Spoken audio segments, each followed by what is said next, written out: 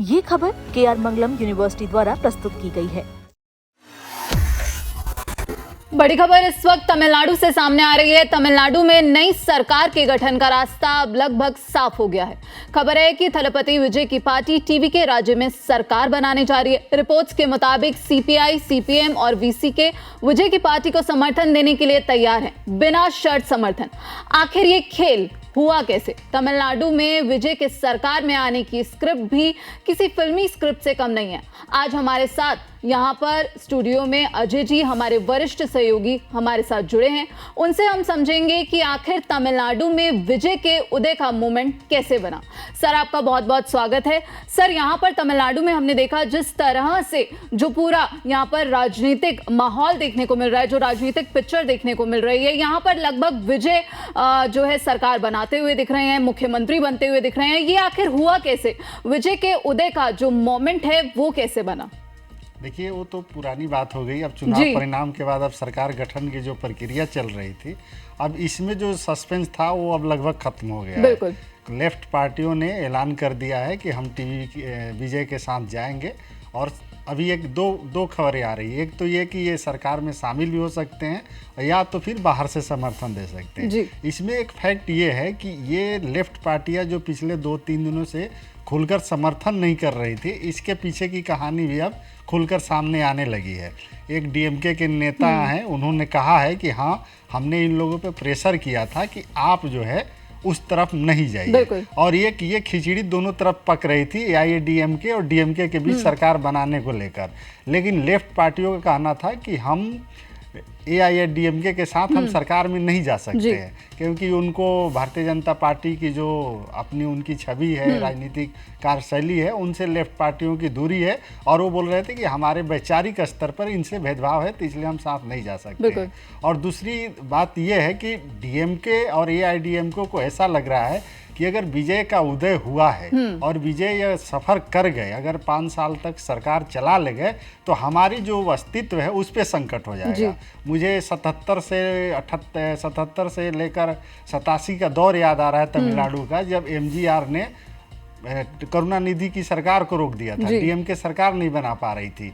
तो तमिलनाडु का इतिहास रहा है, जो भी अभिनेता अगर राजनीति में वहाँ आते हैं तो अपना करिश्माई दिखा कर जाते हैं। और DMK के सामने सबसे बड़ी चुनौती यही थी। लेकिन अब लेफ्ट पार्टियां जब सामने आ गई कि नहीं, हम समर्थन कर रहे हैं, तो इसमें एक बात ये है कि लेफ्ट पार्टियों को लग रहा है कि हमने भाजपा को डायरेक्ट सत्ता करने से रोक पाए। अब ये एक समीकरण चल रहा था कि अगर मान लो कि सरकार दोनों पक्ष की नहीं बन पाई तो राष्ट्रपति शासन लागू होगा, और राष्ट्रपति शासन लागू होगा तो केंद्र के एक हस्तक्षेप होगा और भाजपा यहाँ सरकार चला सकती है। बिल्कुल। सर, मैं यहाँ पर आपसे एक सवाल भी लेना चाहूंगी कि जिस तरह से हम देख रहे हैं कि तमिलनाडु में जो पिक्चर है अब वो पूरी तरह से क्लियर नजर आ रही है, यहाँ पर BJP को इससे क्या फायदा होता हुआ नजर आ रहा है? आने वाले वक्त में यहाँ पर मोदी सरकार को क्या फायदा देखने को मिल सकता है? देखिए, अब इसको समझने के लिए आपको थोड़े केंद्र आना पड़ेगा। तमिलनाडु की राजनीति में तो भारतीय जनता पार्टी को डायरेक्ट कोई फायदा दिखाई नहीं दे रहा है अभी के हालात में, क्योंकि तमिलनाडु BJP के जो इकाई है उन्होंने स्पष्ट कर दिया है कि हमें कौन सी पार्टी सरकार बना रही है, नहीं बना रही है, इससे हमको मतलब नहीं है, क्योंकि हमारे पास संख्या बल नहीं है। तो लेकिन इसका अगर इनडायरेक्ट देखेंगे तो उसका असर केंद्र में है, क्योंकि आज आपने देखा कनिमोझी जो DMK की संसदीय दल की नेता हैं, बिल्कुल, लोकसभा सचिवालय को लेटर लिखती हैं और कहती हैं कि हमारा बैठने का जो हमारे DMK के सांसदों की बैठने की सीटिंग है वो चेंज कर दिया। बिल्कुल, बहुत बड़ी बात उनकी तरफ से कही गई थी। आप देखिए, UPA 1 की सरकार जब मनमोहन सिंह की पहली सरकार बनी थी, मनमोहन सिंह को छोड़ दीजिए, 97-98 में जब देवगौड़ा और गुजराल की सरकार बनी थी, उस समय से लेकर कांग्रेस का एक मजबूत अगर कोई साथी था तो DMK था। वो DMK ही था जो हमेशा इनके साथ हम हर मुद्दे पर साथ में रहता था, सदन के अंदर भी और सड़क पर भी। और पहली बार ऐसा हुआ है, पता नहीं कांग्रेस की ऐसी क्या रणनीति आई या क्या ऐसी मजबूरी हुई है, सियासी मजबूरी हुई है, कि उन्होंने अपने पिछले 30 साल के एक ऐसे साझा साथी को छोड़ दिया। मतलब इसके पीछे की कहानी क्या हो सकती है? तो कनिमोझी के लेटर से साफ झलक रहा है कि ये लड़ाई अब तमिलनाडु तक नहीं रहेगी। अब DMK इसको केंद्र में कांग्रेस को कमजोर करने की रणनीति में अपनाएगी कि भाई, आप अगर सदन के अंदर नरेंद्र मोदी सरकार को बिल लाती है, विधेयक लाती है, तो उस समय जो जादुई आंकड़ा होता है लोकसभा में बिल्कुल। पास कराने को लेकर, तो एक ही आसान राह भारतीय जनता पार्टी और मोदी सरकार की बनती दिख रही है कि आने वाले समय में डीएमके भारतीय जनता पार्टी की तरफ झुकाव उनका हो सकता है। बिल्कुल सर, यहाँ पर हमने देखा कि बहुत मुश्किलों से अब जो लगभग साफ हो गया है कि हाँ, यहाँ पर विजय मुख्यमंत्री बनने जा रहे हैं। लेकिन अगर यहाँ पर जो विजय है वो मुख्यमंत्री पद की शपथ लेते हैं, जो यहाँ पर लगातार जो तस्वीरें सामने आ रही हैं, जो राजनीतिक पिक्चर है, इसके बाद विजय के सामने क्या चुनौतियां होंगी और यहाँ पर जो 11 वादे विजय ने यहाँ पर किए थे, क्या वो उन्हें पूरा करते हुए नजर आ पाएंगे? ये बड़ी मुश्किल काम है, क्योंकि देखिए भारतीय राजनीति में अभी जैसे केजरीवाल का उदय हुआ, आप देखा आपने, राजनीतिक पार्टियों से इतर अगर कोई संगठन राजनीति में आती है और अचानक उसको इस तरीके का जन समर्थन मिलता है, तो उस जन समर्थन की आकांक्षा को पूरी करने में इनके जो है पसीने छूट जाते हैं, क्योंकि आपके वादे जो पारंपरिक राजनीतिक पार्टियां होती हैं उससे इतर होता है। आप ये नहीं, आपके वादे में ऐसे चीजें होते हैं, आप केजरीवाल के जितने देखिए वादे थे वो भारतीय जनता पार्टी या कांग्रेस या किसी परंपरागत राजनीतिक पार्टी है उससे इतर करते हैं, और इस तरह की समस्या, ये वादे को निभाने में आपको जो है पसीने छूट जाते हैं। अब सोना तोला, कितने सोना तोला देने के इन्होंने ऐलान किया है कि हम देंगे, और तमिलनाडु की राजनीति और नॉर्थ भारत की राजनीति को अगर देखेंगी जमीनी स्तर भी, तो वहाँ के मुद्दे अलग हैं, यहाँ के मुद्दे अलग हैं। वहाँ के मुद्दे तमिल के मुद्दे होते हैं, हिंदी को लेकर वहाँ एक अलग परसेप्शन बनाकर खड़ा किया जाता है। तो क्या विजय थालापति जो डीएमके की राजनीति है या एआईडीएमके की राजनीति है उसी के आगे जाते हैं, या फिर वहाँ रुककर जो अपने वादे किए हैं उस पर काम कर पाना, मुझे लग रहा है कि बहुत चुनौती भरा काम है। और आने वाले समय में 5 साल इनके लिए इसलिए मुश्किल हो सकती है कि भाई आपके पास कोई ऐसा एक चेहरा नहीं है जो अनुभवी हो। आप देखिए सरकार बनाने में जो 3-4 दिन का जो समय लगा है, आज जिस तरीके से जो लेफ्ट पार्टियां सामने आई और समर्थन करने का ऐलान किया, ये काम 3 दिन 4 दिन पहले भी हो सकता था। लेकिन विजय की उस तरह की कार्यशैली राजनीति नहीं है कि राजनीति में जीत तोड़ और सियासी गुणा भाग का एक अलग गणित होता है, और उसमें आप बहुत साफगोई से कई चीज़ें को नहीं कर सकते हैं। और ये एक अभिनेता रहे हैं, इनको लगता है कि जो रुपहले पर्दे पर दिखता है उसको जो है जमीन पर दिखाना बहुत मुश्किल का काम। बिल्कुल, और अभी जो हमने देखा जो राजनीतिक तस्वीर निकलकर सामने आई वो भी किसी फिल्मी स्क्रिप्ट से कम नहीं थी। जिस तरह से लगातार ये कयास लगाए जा रहे थे कि विजय यहाँ पर जो आंकड़ा है वो उनको मिलता हुआ नजर आएगा कि नहीं, क्योंकि राज्यपाल से यहाँ पर शायद 2 बार मुलाकात भी हुई उनकी, और यहाँ पर राज्यपाल ने साफ तौर पर कहा था कि आप यहाँ पर 118 जो नाम है वो ले आइए और फिर आप जो है शपथ ग्रहण कर लीजिए। इसके पीछे कहानी अभी कहा जा रहा है कि केंद्र का दबाव है, भाजपा का दबाव, ये सब बातें जो है मतलब कोई सिर पैर की कोई बात नहीं है इसमें, क्योंकि राज्यपाल की भूमिका क्या होती है। आप जब कोई भी नई सरकार बनती है, चुनाव होने के बाद एक प्रक्रिया है, संवैधानिक नियम है, उस संवैधानिक नियम के तहत अगर कोई बड़ी पार्टी है, यहाँ ये तय है कि कोई बड़ी पार्टी है और सरकार बनाने के दावा पेश करता है, तो भाई उसको आपको बुलाना चाहिए, निमंत्रण देना चाहिए, लेकिन विधि सम्मत। अब यहाँ विधि सम्मत में ये कि क्या आपके पास जादुई आंकड़े हैं? पिछले 4 दिन से जो रसाकसी चल रही थी विजय के पास, तो राज्यपाल ने क्लियर कहा कि आप 118 लाइए और आप जो सरकार बनाइए, क्योंकि अगर आप कम संख्या में सरकार बना लेते हैं और फ्लोर टेस्ट 10 दिन के बाद या 5 दिन 8 दिन के बाद जब होगा, उसमें आप जो फेल हो जाएंगे तो फिर एक नया राज्य में संवैधानिक संकट खड़ा होगा। तो ये चीज है। अभी तो करुणानिधि स्टालिन ने ट्वीट एक्स पे पोस्ट में लिखा है। बिल्कुल उसी पे सर आ रहे थे कि उन्होंने अब राज्यपाल से गुजारिश की है कि नई सरकार का जो गठन है उसकी जो प्रक्रिया है उसकी शुरुआत की जाए। इसे आप कैसे देखते हैं? यहाँ पर एक बड़ा जो उनकी तरफ से पोस्ट किया गया है। अब देखिए ये स्टालिन का ट्वीट जो आया है, इससे एक बात क्लियर पिक्चर साफ है कि एआईडीएमके और डीएमके के बीच जो बातचीत हो रही थी वो बंद हो गई है। अब ये बातचीत बंद हो गई और स्टालिन के पूरे एक्सपोस्ट में आप देखेंगे अब वो कह रहे हैं कि कोई भी अगर सरकार में लेट नहीं होना चाहिए, राज्य के काम नहीं रुकना चाहिए और जनता के काम होने चाहिए, तो जल्द से जल्द राज्यपाल से गुजारिश कर रहे हैं कि सरकार बननी चाहिए। तो उनको पता है कि अब विजय के पास जो है जादुई आंकड़े जो है बहुमत के वो उनके पास है, तो इसलिए अब सरकार दूसरा निर्णय नहीं है, अब हम विपक्ष में बैठेंगे। इस स्टालिन के बाद से सीधा सा क्लियर था। लेकिन पिछले 3 दिन से ये रस्साकसी जो मीडिया में और ये सूत्रों के हवाले से आ रही थी कि क्या डीएमके और एआईडीएमके के बीच सरकार बनाने को लेकर कोई बातचीत अंदरूनी चल रही है, तो ये पुष्ट हो गई है कि ये 2 दिन से कवायद जरूर चल रही थी। इसमें लेफ्ट पार्टियों ने ही अड़ंगा लगाया। अगर लेफ्ट पार्टियां साथ आ जाती तो हो सकता कि आज तस्वीर कुछ और हमको दिखाई देती। सर, यहाँ पर जो हम देख रहे हैं, सीपीआई हो, सीपीएम हो और वीसीके हो, जिन्होंने अब समर्थन दिया है और कहा जा रहा है कि बिना किसी शर्त के समर्थन दिया है, तो यहाँ पर विजय इन पार्टियों को आखिर उन्होंने कैसे मनाया, क्या इनसाइड स्टोरी है? देखिए, इसमें 2-3 बातें हैं। एक तो बात है कि भाई अगर ये नहीं देते जी, तो अब जनता के बीच एक मैंडेट, जनता मैंडेट दिया है बीजे के पक्ष में। मतलब आपका जो वोट प्रतिशत है या जो भले जादुई आंकड़े से कम रह गए हैं, लेकिन तमिलनाडु की जनता आज की तारीख में विजय के साथ खड़ी हुई है। अगर किसी कारणवश अगर विजय सरकार नहीं बना पाते तो जनता में एक मैसेज आता कि इतनी पूर्ण सरकार नहीं बनाने दिया गया, ये कौन सी पार्टियां जिम्मेदार होगी?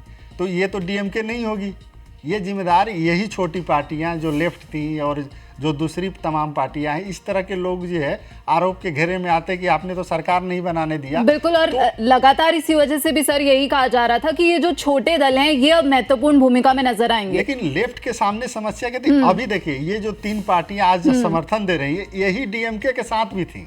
आप स्टालिन के सरकार में भी ये तीनों पार्टियां साथ में थी। इनके साथ समस्या ये थी कि स्टालिन का ये जो बीच में 2 बात चल रही थी एआईडीएमके को लेकर कि कहीं अभी उधर बात पिक्चर क्लियर हो जाए, इसके बाद जो है आपको जो निर्णय लेना हो। लेकिन आज 10-11 बजे के बाद यहाँ दिल्ली में लेफ्ट के डी राजा जो बड़े नेता हैं, उनका बयान आया और यहाँ से आज कवायद शुरू हुई है कि ये गलत मैसेज जा रहा है। और एक ये भी है कि भारतीय जनता पार्टी इनडायरेक्टली शासन कर सकती है। अगर हम थोड़े, जब कांग्रेस के आज खड़गे की और डी राजा की भी बातचीत हुई है, तो इन लोग का ऐसा लग रहा है कि अगर थोड़ी सी हमारी यहाँ चूक हुई, राजनीतिक भिन्नता अलग चीज़ है, अगर यहाँ थोड़ा चूक गए तो फिर से भारतीय जनता पार्टी 6 महीने के लिए राष्ट्रपति शासन के लगाकर जो है केंद्र से शासन चला सकती है। तो इन दोनों के बीच तालमेल बैठा और आज ये परिणति के रूप में आपको सामने दिखाई दे रही है। बिल्कुल, यहाँ पर अब सर जो पूरी पिक्चर है वो क्लियर होती हुई दिख रही है। और राज्यपाल से जो कहा जा रहा था कि फिर से मुलाकात होगी, तो यहाँ पर आखिर क्या कुछ बातचीत देखने को मिल सकती है? क्या यहाँ पर अब कल शपथ ग्रहण देखने को मिलेगा? अभी जिस तरह की अभी खबर आ रही है कि अब इनके पास 119 विधायकों का समर्थन हो गया है, क्योंकि ये खुद 2 जगह से हैं, जीते हैं। तो अभी 2 जगह से हैं तो इनको 2 माना जाएगा। जब तक अब इस्तीफा नहीं देते हैं 1 सीट से, तब तक इनको 2 माना जाएगा। तो अब इनके पास 1 आंकड़ा अधिक हो गया है। अब ऐसी भी खबर आ रही है कि कल 11 बजे हो सकता है कि ये शपथ लें। अभी थोड़ी देर में 6 बजे पहले समय था कि वे राज्यपाल से मुलाकात कर सकते हैं। और ये 118 विधायकों के, चूंकि राज्यपाल ने कहा है कि हस्ताक्षर कराकर जो विधायकों की संख्या नाम के आगे हस्ताक्षर कराकर लाने के लिए तो एक प्रक्रिया है, और उतने विधायकों को एक साथ बिठाना, उनको पूरे साइन कराना। बिल्कुल, रिजॉर्ट पॉलिटिक्स भी चल रही थी। रिजॉर्ट पॉलिटिक्स भी चल रही है। तो ये तो आम बात हो गई है कि भाई अपने विधायकों को बचाना है, क्योंकि विधायकों की अब क्या है कि चुनाव जीतकर इधर आते हैं, कल सुबह कभी पाला बदल लेते हैं, सुबह इधर होते हैं, शाम में इधर चले जाते हैं। तो ये सियासी पार्टियों की अलग मजबूरी है कि पूरी तमाम खर्च और जिस तरीके के राजनीति में जो होता है सब हम करते हैं, और सरकार जब बनने की बारी आती है तो दूसरे पाले में चले जाते हैं। और कांग्रेस ने इसका पूरा फायदा यहाँ पर उठा लिया, सीधा समर्थन देकर आपदा में अवसर ढूंढ लिया। देखिए, कांग्रेस की रणनीति के पीछे इनसाइड तो जरूर है, क्योंकि ये बहुत बड़ा मतलब कांग्रेस के लिए फैसला है। आप कांग्रेस के जितने समर्थक हैं या जो भी कहिए विश्लेषक जो उनके पक्ष में भी लिखते रहे हैं, उन लोगों ने भी फैसले पे सवाल उठाया है कि राहुल गांधी आखिर किसके दबाव में इस तरह के फैसला लिया है। बिल्कुल, क्योंकि आप एक ऐसे साझेदार पार्टी है जो आपके साथ हर मोर्चे पर साथ खड़ी दिखाई देती है, आपके मुश्किल की घड़ी में भी, और उसको छोड़कर आप ऐसे एक नई पार्टी के साथ खड़ी दिखाई दे रहे हैं। तो इसके पीछे तो कुछ तो इनसाइड है। हालांकि अभी तक तस्वीर साफ नहीं हो रही है, लेकिन इस इनसाइड तो जरूर सामने आएगी कि आखिर कांग्रेस की ऐसी कौन सी मजबूरी या ऐसा कौन सा फायदा दिख रहा है। एक मुझे ऐसा लग रहा है कि कांग्रेस को ऐसा लग रहा है, चूंकि देखिए जहां भी गठबंधन की सरकार पार्टियां होती हैं, सरकार होती हैं, तो एक परंपरागत जो वोट होता है तो दोनों पार्टियों के सेम वोटर होते हैं जी। अब इनको ऐसा लग रहा है कि डीएमके अगर डाउनफॉल हो गया, डीएमके अगर अब नीचे चला जाएगा तो कांग्रेस का उभार होगा। क्योंकि जयललिता एआईडीएमके का प्रभाव कम हो जाएगा और ये इनकी एक है, और भारतीय जनता पार्टी की अभी वैसी स्थिति उस राज्य में है नहीं। तो विकल्प के तौर पे अगर विजय से जनता नाराज होती है तो हमको देखेगी, यानी कांग्रेस को देखेगी। तो इनको मुझे मतलब मेरा जो अनुभव के अनुसार मुझे तो ऐसा लग रहा है कि राहुल गांधी को ये लग रहा है कि हमें वहां आने वाले समय में फायदा मिल सकता है, इसलिए ऐसा कदम उठाया। बिल्कुल सर, यहाँ पर अगर हम बात करें तमिलनाडु की कमान संभालते हुए जब विजय नजर आएंगे तो फिर ऐसा कौन सा एक या फिर दो बड़े फैसले हैं जो वो सबसे पहले यहाँ पर लेते हुए दिखेंगे? अब ये कयासबाजी हो जाएगी, इस पे मैं टिप्पणी नहीं करना चाहूँगा, क्योंकि ये कयासबाजी हो जाएगी। उनके फैसले क्या हो सकते हैं अब वो तो मुख्यमंत्री बनने के बाद ही कर सकते हैं। और जो उन्होंने वादे किए हैं, आपको लगता है कि उसमें कोई मुश्किलें सामने आएंगी? क्योंकि समर्थन के बावजूद भी जो अब रहा है, हमने देखा कि लगातार जो खबरें निकलकर सामने आ रही थी कि जो यहाँ पर सीट्स हैं, जो विधायक हैं वो यहाँ पर जुड़ते हुए नहीं दिख रहे। हालांकि अब जो है लगभग क्लियर हो गया है कि हाँ, विजय की सरकार बनती हुई दिख रही है। अब यहाँ पर क्या जो चुनौतियां हैं, कुछ एक या दो चुनौतियां जो उनके सामने आ सकती हैं? देखिए, अब तो ये है कि विजय अकेले नहीं है ना। अब इस तरह की सरकार चलाने का गठबंधन की राजनीति एक अलग ध्रुव है। अब इसमें ये नहीं है संख्या बल, ऐसा नहीं है कि अगर विपक्ष के पास जो पार्टी है उसकी 100 संख्या होगा तभी वो आपके सरकार के अंदर अपनी धमक। अब यहाँ दो सीट कम होगी, आपकी सरकार चली जाएगी। आपको सीपीआई की बात उतनी ही रखनी पड़ेगी, सीपीएम की रखनी पड़ेगी, कांग्रेस की रखनी पड़ेगी। तो आप विजय की अकेले रणनीति नहीं रह पाएगी कि विजय जो निर्णय लेंगे वो सर्वमान्य होगा। कोई अनबन या खटपट भी देखने को मिल सकती है आने वाले समय में। आने वाले मिल सकते हैं, इसमें कोई दो राय नहीं, क्योंकि इतना तो तय है कि इनकी विचारधारा नहीं मिल रही है जी। आप ये देखिए कि विचारधारा के मसले पर एक नहीं है, ये मजबूरी में एक गठबंधन बना है। पोस्टपोल चुनाव के बाद एक सरकार बनाने की रणनीति बनाने के लिए एक ये बना है, तो इसमें तो खटपट दिखाई देगा, इसमें दो राय नहीं है। और विजय के सामने सबसे बड़ी चुनौती यही आएगी कि राजनीतिक रूप से वो सशक्त नहीं है। आप अभिनेता जरूर हैं, आपके बहुत बड़े नाम है, आपके बहुत बड़े फ्लोर हैं, लेकिन आप जब राजनीति में जाते हैं तो आपको जमीन पे काम करना पड़ता है। आपके पब्लिक के आकांक्षाओं के तरह, मतलब आकांक्षाओं को साबित करने में, उनको पूरा करने में आपको एक फैसले जो है, कुछ लोग प्रभावित हो जाते हैं, कुछ लोग जो है उसका फायदा उठा लेते हैं, लेकिन जो प्रभावित लोग होते हैं क्या आपके खिलाफ अगर खड़े हो जाएंगे तो फिर आपकी ये जो छवि जो बनी हुई है, कैनवास दिखाई दे रहा है, ये फिर धूमिल हो जाती है। राजनीति का सबसे बुरा यही होता है कि आप एक साथ 100 लोगों के आकांक्षाओं को पूरा नहीं कर सकते। बिल्कुल। और उनके ये जो इनका मैंडेट मिला है, ये ऐसा मैंडेट मिला है कि इनको एक हीरो की तरह, नायक की तरह लोगों ने वोट दिया है कि ये सारे काम कर देंगे, छू मंतर कर देंगे। लेकिन मुझे लग रहा है कि चुनौतियां इनके सामने है। बिल्कुल, और प्रदर्शन भी करते नजर आए उनके जो समर्थक हैं। जब राज्यपाल पे सवाल उठ रहे थे तो उनके समर्थकों ने प्रदर्शन भी किया। हालांकि यहाँ पर अब जो विजय की मुश्किलें या फिर ये कहें कि उनके सामने जो चुनौतियां हैं वो क्या होंगी, ये तो आने वाला वक्त ही बताएगा। बहुत बहुत शुक्रिया सर आपका इस खबर पर अपनी जानकारी हमारे साथ साझा करने के लिए।